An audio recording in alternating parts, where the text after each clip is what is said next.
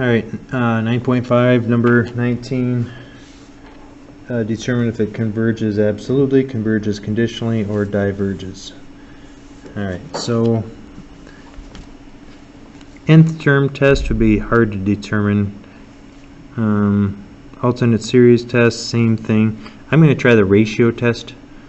The ratio test is an absolute value, so you're comparing the n plus first to the nth term, and it's absolute value, so we can disregard the -1 to the n. We get n plus 1 squared times 2/3 to the n plus 1 over n squared times 2/3 to the n.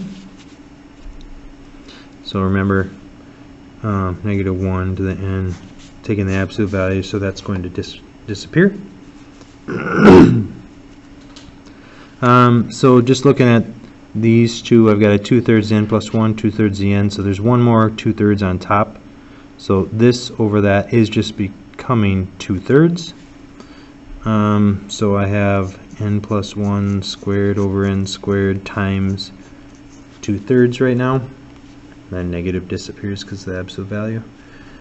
So if I expand that top here, I'm going to end up with a ratio of 1 over 1 to the leading coefficients.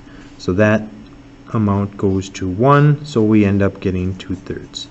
And 2/3 is less than 1 in the ratio test. If you get a number less than 1, it's going to converge.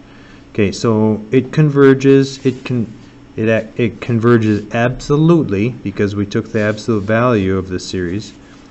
And if it converges absolutely,